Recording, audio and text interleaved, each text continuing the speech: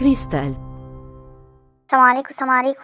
تعالوا بقى نعمل احلى واجمل حلة ورق عنب. هنحضر حلة على النار ونحط فيها مية، واول ما تغلي كده هنحط فيها معلقة خل ومعلقة ملح، ونحط بعديها الورق العنب. مش هنسيبه كتير عشان ما يتهرش. اول ما لونه يتغير كده ويبقى بالشكل ده هنطلعه على طول.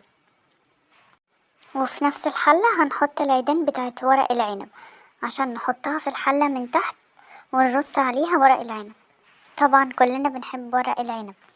هنحضر الحلة اللي احنا هنحشي فيها، وهنحط العيدان كده هنرصه من تحت، وهنحشي ورق العنب واحدة واحدة. وخلطة المحشي عملناها كذا مرة. بنحضر حلة على النار ونحط فيها معلقتين سمنة و3 بصلات كبار، وبعدها نغسل الطماطم ونحضرها ونضربها في الكبة او في الخلاط.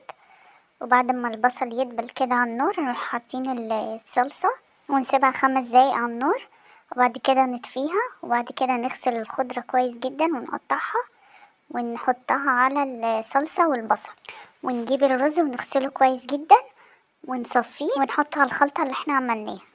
واخر حاجة هنحطها معلقتين ملح ومعلقة فلفل اسود والتوابل بتاعة المحشي، معلقة شطة. واحلى وقت الوقت دوت.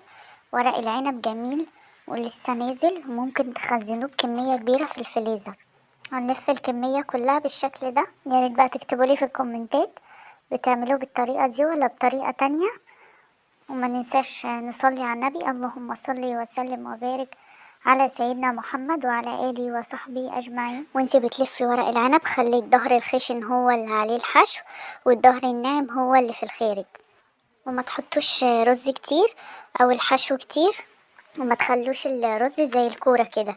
افردوه بيضاوي ولفوا عليه ورق العنب. وربع ورق العنب بياخد كوبايتين رز. بيبقى من الأصناف المميزة اللي بتبقى موجودة دايما على أي سفرة عشان كله بيحبه. وأهم حاجة في المحشي هي الخضرة، بقدونس والشبت والكزبرة.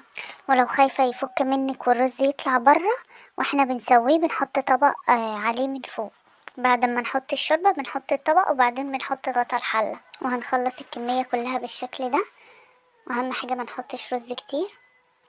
سهل جدا تخزين ورق العنب. اول ما بنجيبه بنرصه فوق بعضه ونلفه بالاسترتش ونشيله في الفريزر. هي دي الطريقة اللي على طول بخزنه بيها. في كذا طريقة ممكن تخزنوا بيها ورق العنب، وانا جربت الطرق كلها بس دي افضل طريقة بجد بالنسبة لي، يعني على طول بخزنه بالطريقة دي. واخر حاجة هنحط حلة الشوربة على النار. اول ما تسخن هنحط لها البهارات بتاعتها، الملح والفلفل الاسود ونص معلقة شطة، وبنضيف صلصة عشان بتعزز اللون، ومعلقة سكر عشان الحموضة. هنقطع ليمونة طرنشات ونرصها فوق الورق. واول ما يغلي ورق العنب هنهدي النار عليه وربع ساعة بالكتير قوي يكون استوى. ويطلع معاكم بالجمال ده ولا معجن، والواحدة بوحدتها.